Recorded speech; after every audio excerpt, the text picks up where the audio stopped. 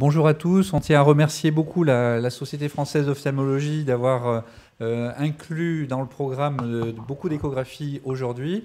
Après la conférence débat, on va maintenant exposer pour la société Cantel Médical, qui est un des leaders mondiaux et même le leader mondial de l'échographie des yeux, différents sujets avec leurs nouveaux appareillages. Le programme est un tout petit peu changé puisqu'on a eu quelques soucis techniques.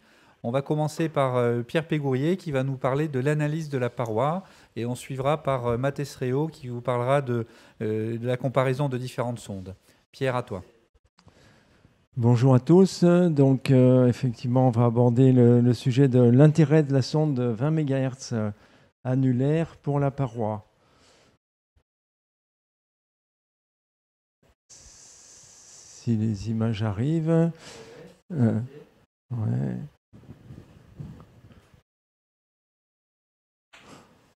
Voilà, je vous remercie. La question en fait qu'on peut se poser, c'est en fait quel est l'intérêt de la haute fréquence pour le segment postérieur et la paroi et quelles en sont les limites. Et on va essayer d'y répondre au travers de quelques questions et quelques exemples. L'examen échographique du segment postérieur de la paroi avec une sonde classique de 10 MHz, 10 ou éventuellement 12 ou 15. C'est une sonde, par sonde classique, j'entends une sonde à un seul émetteur, focalisée entre 20 et 25 mm, c'est-à-dire la région qui tourne autour de la paroi sur un globe normal. L'examen échographique habituel, il va se faire de manière assez complète, à gain tissulaire puis à gain vitréen, au pôle postérieur et en périphérie, dans les 4 cadrans, en coupe transverse, en coupe longitudinale, et en étant également attentif à l'orbite. Cet examen reste absolument incontournable pour une vision d'ensemble et performante du vitré de l'orbite. Et cette sonde classique de 10 ou 12 MHz, c'est la sonde tout-terrain. C'est celle-ci qui va permettre d'orienter l'examen en haute fréquence. L'intérêt de la sonde de 20 MHz en haute fréquence, c'est, comme on l'a évoqué dans la table ronde ce matin, d'avoir une bien meilleure définition, une sémiologie beaucoup plus fine. Mais il y a des limites, il y a des inconvénients.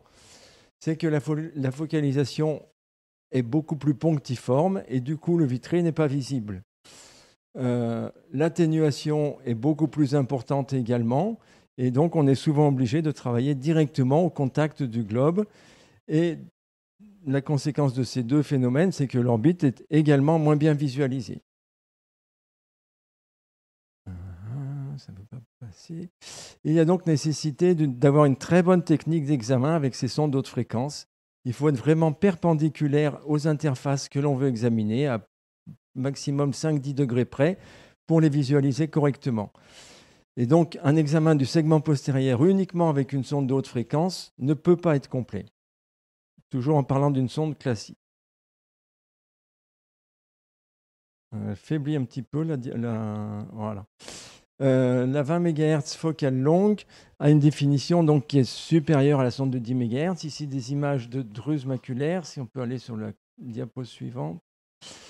Vous voyez que sur la droite de l'écran, vous les voyez beaucoup mieux avec une meilleure définition, que ce soit en coupe longitudinale ou en coupe transverse.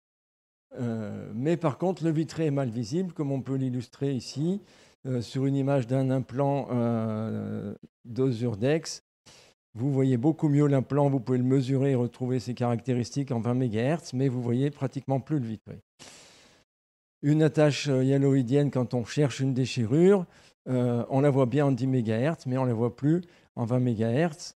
Par contre, en 20 MHz, on voit l'aspect en double ligne de la rétine. C'est dû à la capacité de discrimination de la sonde, sauf si on a affaire à une rétine très mince chez un myope fort, où on n'aura de nouveau plus qu'un écho, comme c'est le cas pour les rétinoschisis, où la paroi est beaucoup plus fine et on a un seul écho. Ce rétinoschisis, là, est juste en avant d'un névus. La surveillance des névis peut se faire de manière beaucoup plus précise puisque ce sont de toutes petites tumeurs avec une sonde haute fréquence, une fois qu'on l'a localisée bien sûr et qu'on l'a bien repérée. Et on voit très bien ici une petite veine vortiqueuse en bas à droite, en arrière du névus. Le diagnostic et la surveillance des névis va se faire de manière plus précise avec une sonde de 20 MHz. On l'avait montré dans une communication de la SFO en 2010 parce qu'on arrive à repérer 10% de Nevi en plus et surtout à mesurer. Il y en a qu'on repère en 10 MHz mais qu'on n'arrive pas à mesurer. On peut les mesurer avec la sonde de 20 MHz. Ce qui est particulièrement intéressant s'ils sont périphériques et difficiles à photographier. Les mesures plus précises en haute fréquence sont évidemment un atout pour la surveillance et on mesure selon les habitudes, soit jusqu'à l'écho sclère-épisclère, soit avant sur la face antérieure de la sclère. La sonde de 20 MHz annulaire va permettre d'avoir une meilleure définition de la haute fréquence du fait de sa fréquence d'ultrasons, mais surtout, comme elle a 5 anneaux, elle est focalisée sur toute la profondeur du champ d'examen. Et donc, elle voit net toute la longueur du globe, comme on le remarque ici sur ce globe, où il y a une belle indentation circulaire. L'examen d'un névus choroïdien, je vous conseille de le faire en choisissant le mode rétine sur l'appareil absolu. Et ça permet de gagner encore en finesse de dépistage si, en outre, on fait un examen transconjonctival. On voit à ce moment-là très bien la paroi. Voilà cette petite vidéo avec ici un double névus qui a un aspect hyperéchogène rassurant. Là, vous voyez un autre névus avec la visualisation de l'orbite en arrière. On voit très bien une veine absidale orbitaire que vous avez vue en coupe transverse et en coupe longitudinale. Et on apercevait la hyaloïde en avant. Les néovaisseaux choroïdiens hémorragiques, c'est pour vous faire voir, j'empiète un peu sur ce que Violaine va vous présenter, mais vous visualisez très bien le vitré, l'espace rétro-hyaloïdien. Et ici, une image de sclérite postérieure où on a une très bonne visualisation de toute la paroi de l'orbite en arrière et on voit que l'inflammation a gagné toutes les tuniques du globe. Autre image sur cette même sclérite postérieure. Enfin, je voudrais terminer avec des images de druse papillaire. Chez un enfant, cet enfant de 11 ans a déjà eu 2 IRM en 5 ans pour suspicion d'édème papillaire. Et en fait, vous devinez peut-être sur ces 2 coupes une petite masse arrondie qui commence très légèrement sur l'image de droite à devenir un peu calcifiée autour. Et sur l'autre œil, on en voit 2, et dont une commence à se calcifier. Donc, c'est aussi un intérêt, d'autant que chez l'enfant, cette sonde sera très performante en transpalpébral. On n'est pas obligé d'être en transconjonctival pour très bien voir les choses en haute fréquence. En résumé, les avantages de la haute fréquence sont connus, ses inconvénients et ses limites aussi, mais la précision est maximale pour la paroi avec le mode rétine et en transconjonctival.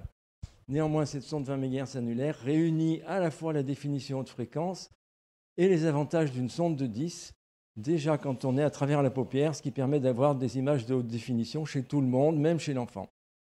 Elle peut donc remplacer les 2 sondes et autorise un gain de temps tout en améliorant la qualité des images dans le vitré et dans l'orbite. Elle devient donc vraiment la sonde tout-terrain. Je vous remercie de votre attention. Merci beaucoup de cet exposé.